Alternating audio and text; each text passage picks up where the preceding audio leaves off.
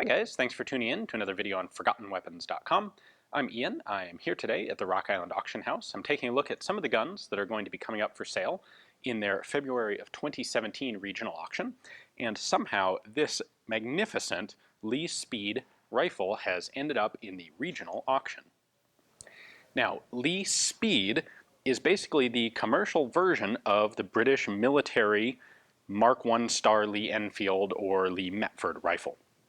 So let's talk about what some of these names mean.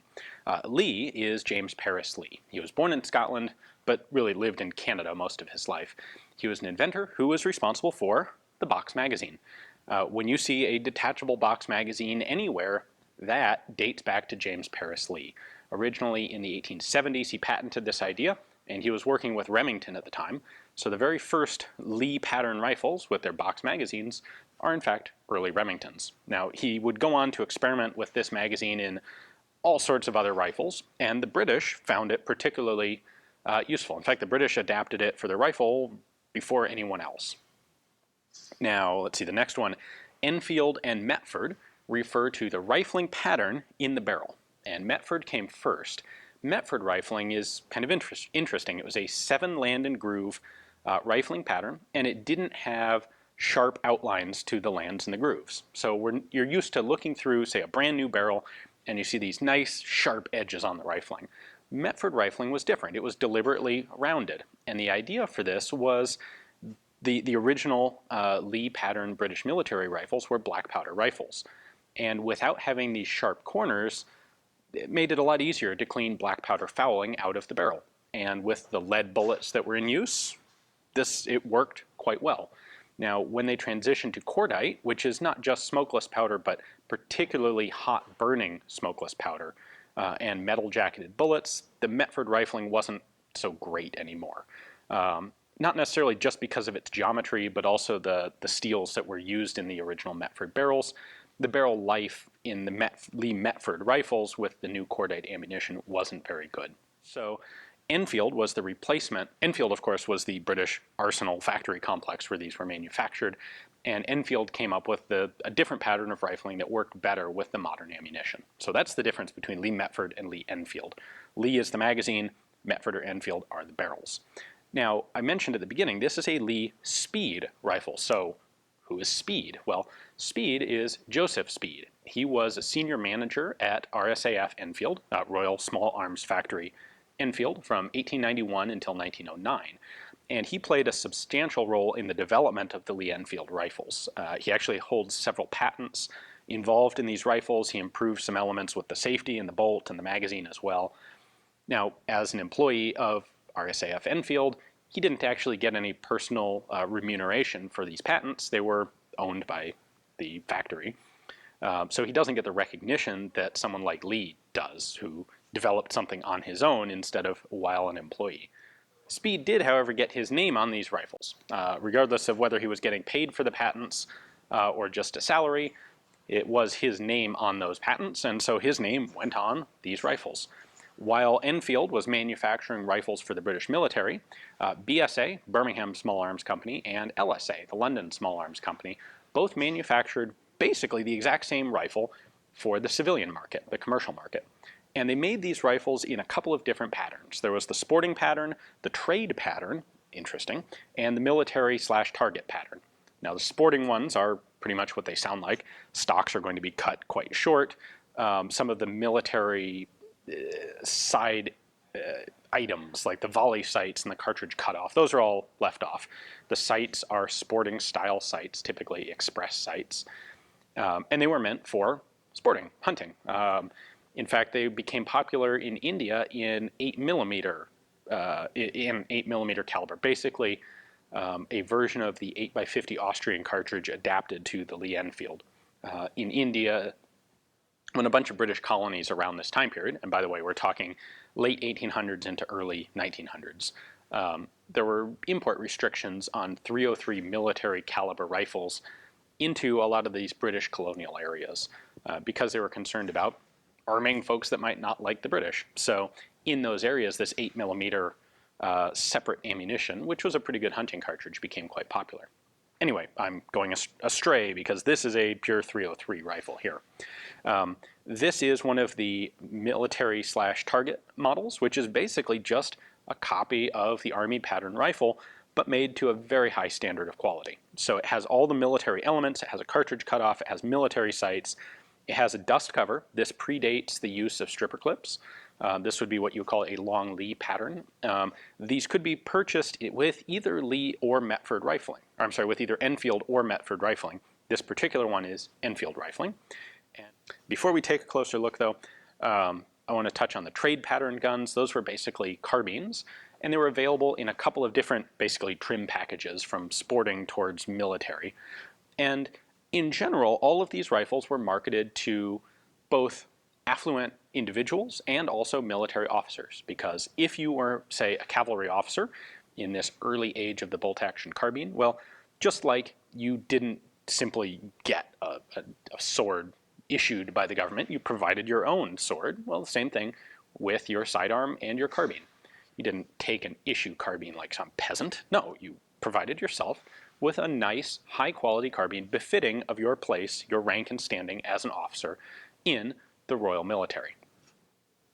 One of the nice things about the military/target pattern of the Lee Speed commercial rifles is that they are kind of like a time capsule. When you find them in original configuration like this and not sporterized, they maintain all of these interesting little elements of the very early British military guns. While the military guns were typically upgraded and upgraded and upgraded until they just completely fell apart and were worn out, the sporting rifles were never in official military hands, so you had no reason as a private individual to upgrade your rifle to the new mark or pattern every time some little detail in the list of changes happened. So let's take a look at all of these little details. So the first magazine rifle adopted by the British military was the magazine Lee-Metford MkI. That was adopted in 1889, and it was just a couple years later in 1892 that these types of rifles were first manufactured for the civilian and commercial and officers' private market. And that production did go until the 1930s, while the rifle was long since supplanted by the SMLE and later patterns. This remained an option, a classy option for the sporting and target community. Now, we can kind of date this particular rifle, because not being military, it doesn't actually have a manufacture date on it. But we can date it at least somewhat by this safety here on the back of the cocking piece. That was added in 1895, which resulted in the addition of this safety changed the Mark II Lee-Metford into the Mark II Star Lee-Metford, and it would also be present on the first Lee-Enfield rifles, which were adopted right at the same time. A couple of the other features we have here, these rifles all predate the use of charger clips or stripper clips, so there is no stripper clip guide on here, and instead we have this nice smooth dust cover that covers over the bolt and the whole action when it's closed. Open that up. The bolt is very much like that of an SMLE. That part of the design didn't really change for quite some time. We have a magazine cutoff here. This is definitely something that's not necessary on a sporting style rifle, but it was on the commercial military pattern rifles.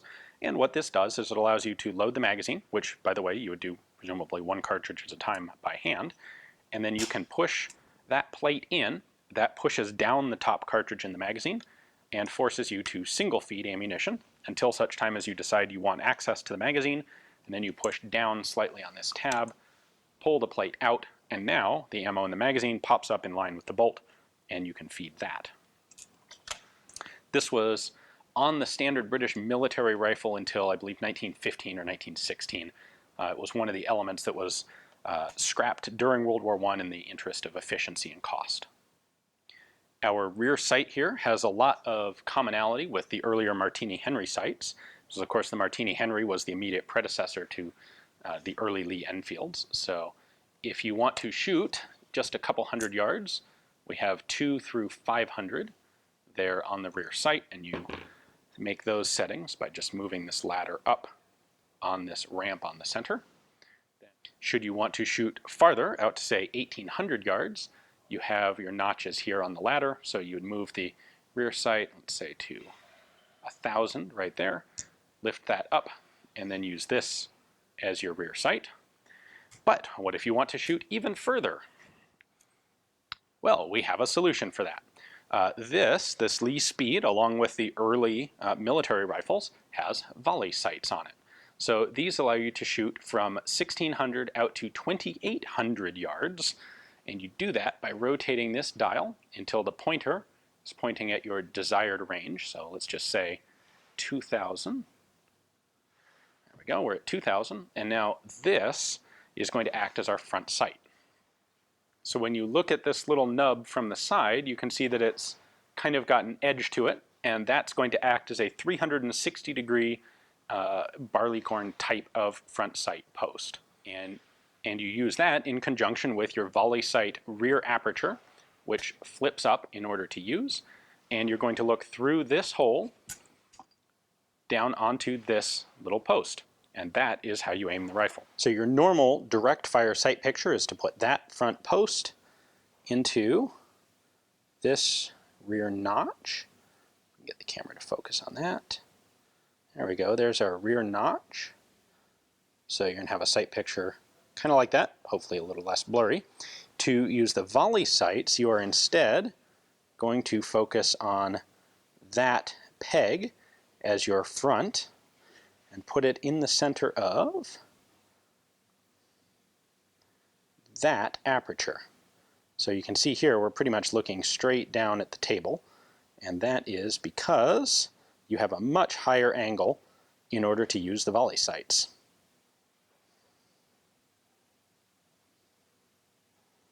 There we go, bring that into focus.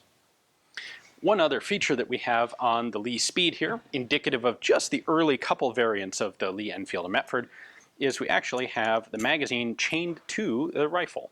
Now these magazines were removable, but they weren't interchangeable really. You weren't intended to have a belt full of magazines to swap out. Instead, you could take this out for maintenance or in case the follower pops out on you, like that, but it remains chained to the rifle. So this did not last very long. However, the hook here for the chain link did last a bit longer. Apparently they made a bunch of trigger guards that still had it, and so you'll find some early rifles still have this loop, but it's very rare to find one actually chained to a magazine like this. One other really cool feature is that these early magazines actually had a different type of spring in them.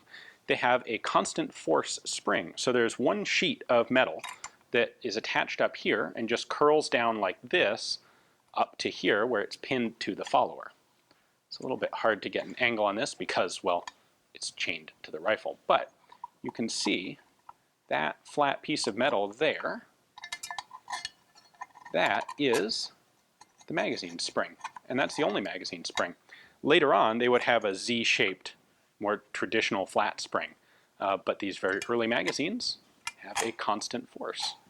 So what that allows you to do is push the follower all the way down to the floor of the magazine without having to leave space for a spring in there. Pretty cool. Now there are not a lot of markings on this rifle, but we'll take a look at what we do have. Typically on an Enfield you look at this socket band here to find the manufacturer information, and that's where we find Lee Speed patents, which is what you would typically find on one of these commercial rifles. Up on top of the receiver, it's marked for cordite only, so the early smokeless powder military style ammunition. And then we have a serial number and a proof mark on the opposite side. That is it, except for one really cool mark on the barrel. So up here, we have this awesome commercial marking, barrel manufactured by Daniel Fraser and Company, Edinburgh. As I think I've probably said before, I'm a big fan of early British military rifles. I think all the gadgets on them and the quality of the manufacture and the detail, I think they really just exude this kind of spirit of that Victorian safari British culture.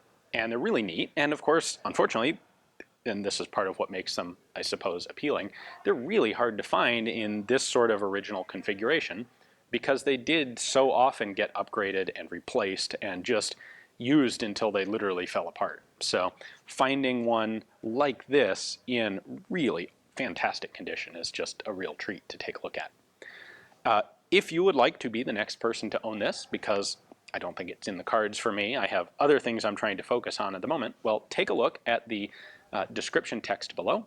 You'll find a link there to Rock Island's catalog page for this particular rifle. I believe it is actually in a batch with several others. So you can take a look at the pictures and the description and the price estimate for the whole lot. And if you decide that you'd like to take a shot at being the next owner, you can place a bid right there on Rock Island's website. Thanks for watching.